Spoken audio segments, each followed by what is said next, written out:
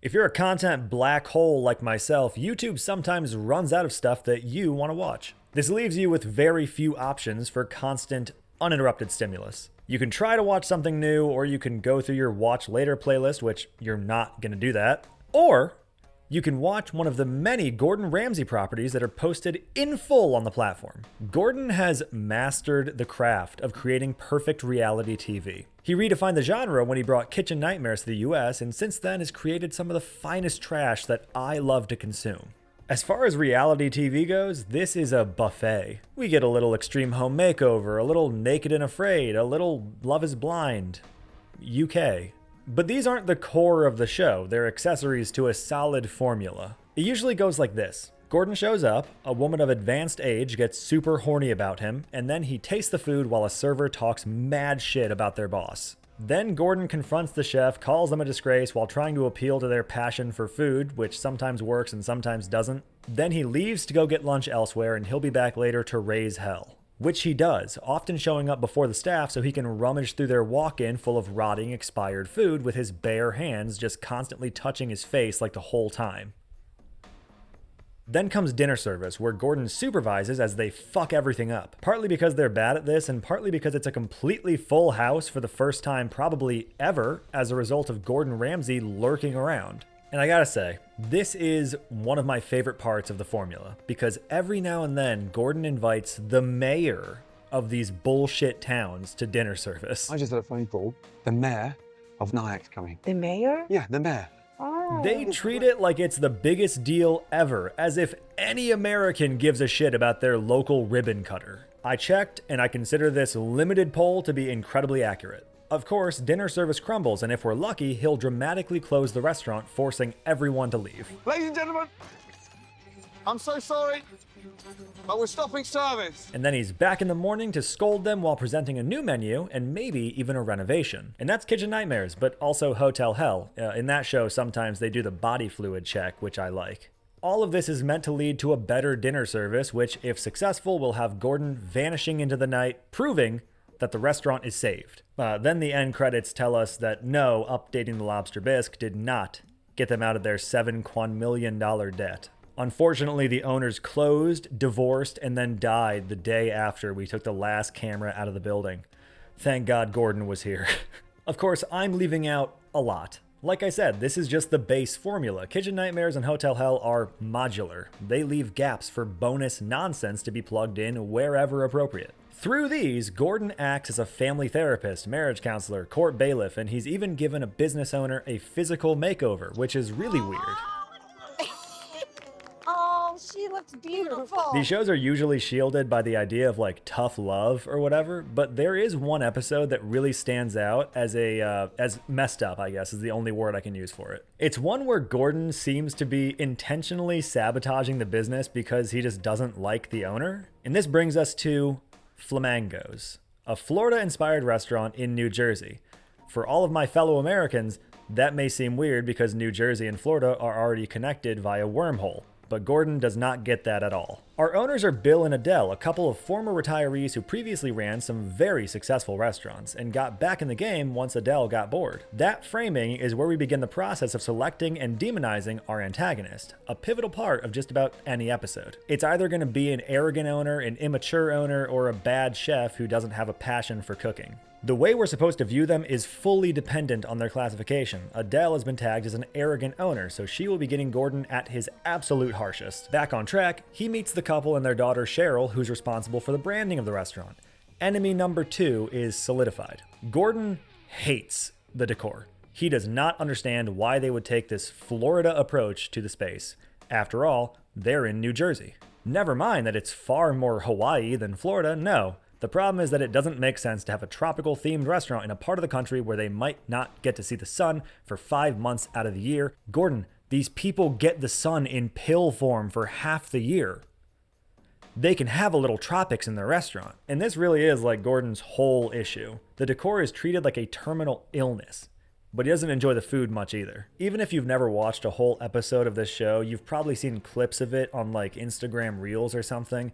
This is the one where they make the steak on a roof tile. It's too gimmicky and doesn't taste good enough for him to ignore that, but again, really, back burner for the chef. Dinner service comes, and of course, it does not go well. As we know, this staff is not equipped to handle a busy dinner service. This is revving a cold engine with no oil and being shocked when something blows up. But it further establishes Adele as our villain. She overworks her husband and belittles him. She yells at her employees and gets frustrated easily. We can all generally agree that Adele is unkind and unproductive.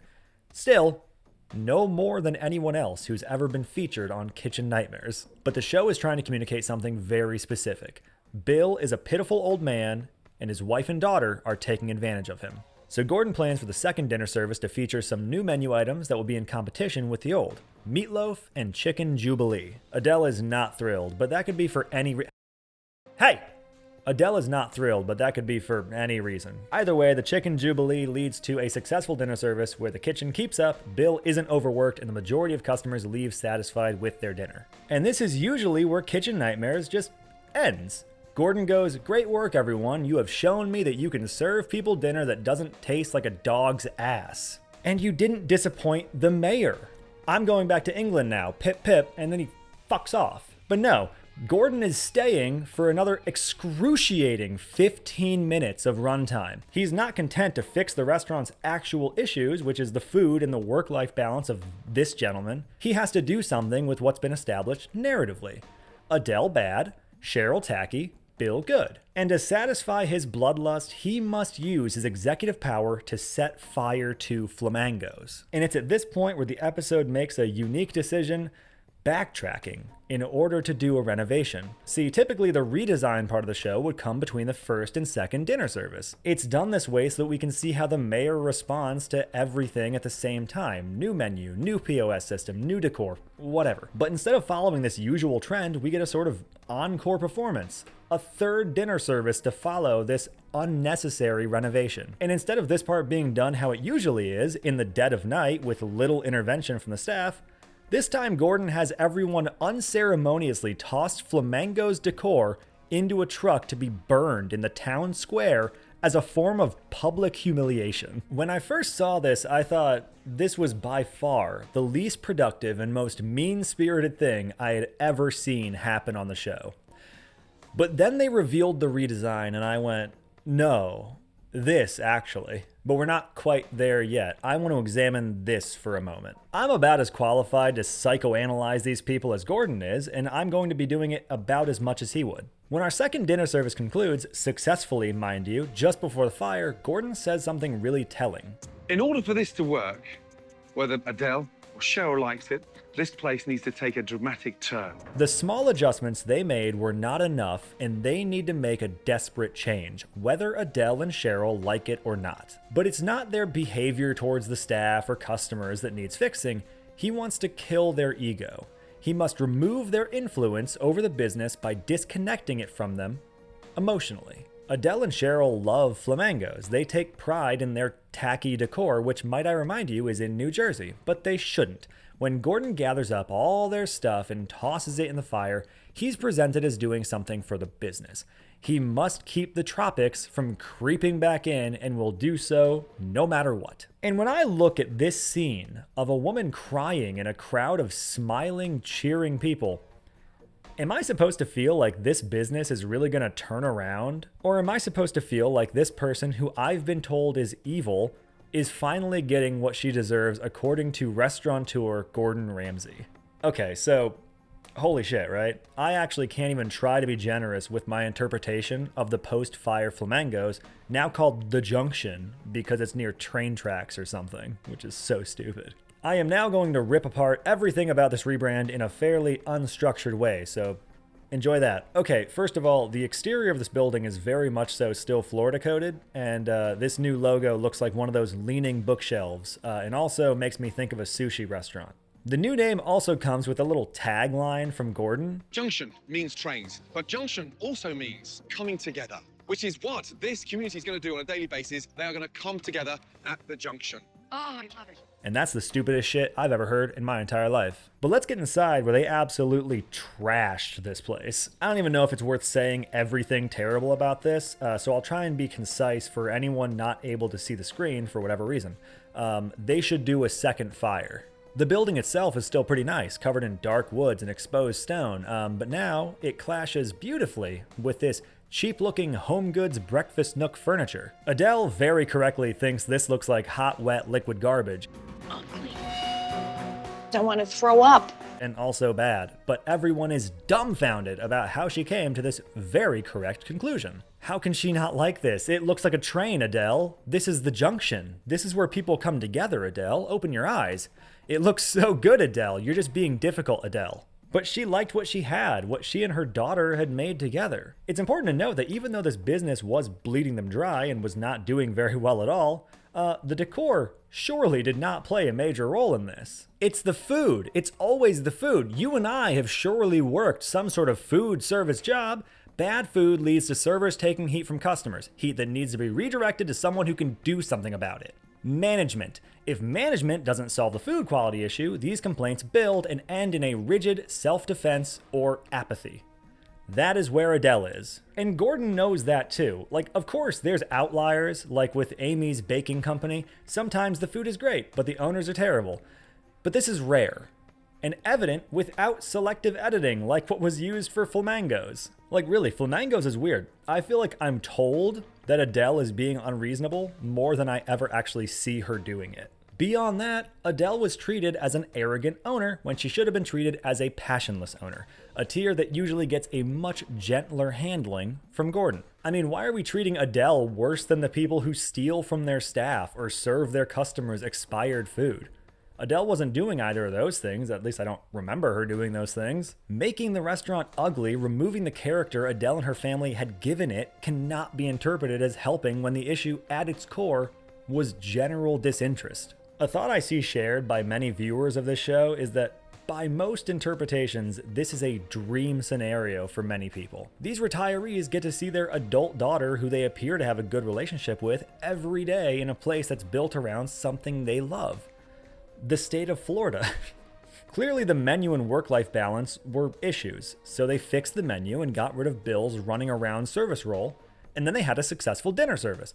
You did not need to burn their shit just to humiliate this woman. Gordon looked at a person whose primary issue was a passion deficit and removed the only thing keeping her from fully checking out. This was business euthanasia, and it sucks. Context. Another thing that I have to say, between filming and editing and getting ready to post this, my wife and I went on our honeymoon. It was wonderful. We went to Yellowstone and other places. Dan, why would I care? You might be asking yourself. Well, on our way in, we stopped at Livingston, Montana's Neptune's Tap House and Eatery. Now, the name might give it away, but for anyone not on the same page as me, Neptune is ocean related. Montana is landlocked, unlike New Jersey, which is on the ocean. As you might guess, the food at Neptune's Tap House and Eatery is delicious. A white guy with dreads made my wife's rice bowl. That is exactly who you want making a rice bowl. It was very good. The service was slow. It was incredibly slow. The decor, hideous. Look at this.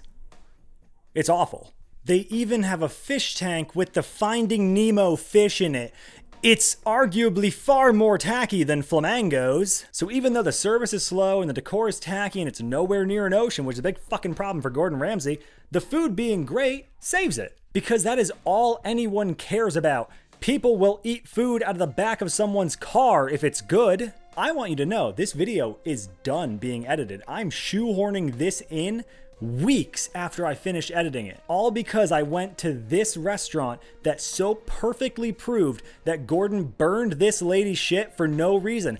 I don't even know where I'm gonna put this in the video, but I'm passionate about it because he burned this lady's shit for no reason. He didn't have to do this to her. He did this because he had a grudge. He did this for no reason, and it pisses me off. Alright, a little more charitable. The service wasn't that slow. The food was great, though. If you're in Livingston, Montana, ever, go here and get the beer cheese to dip your fries in, like an animal, like I did. The episode ends with an update saying Adele slipped back into her old, stubborn ways and began redecorating the junction, which is presented as a bad thing somehow. And as you might expect, the junction closed down permanently following its Kitchen Nightmares experience. But what was the point? Like, actually. Sure, most of these restaurants closed down following a Kitchen Nightmares experience, but the majority of them have insurmountable debt or are too lost in the expired sauce to take criticism. Flamingo's was different, like it really was, but Gordon seemed to take personal issue with Adele. How dare she put a tropical themed restaurant in New Jersey? That's not the tropics.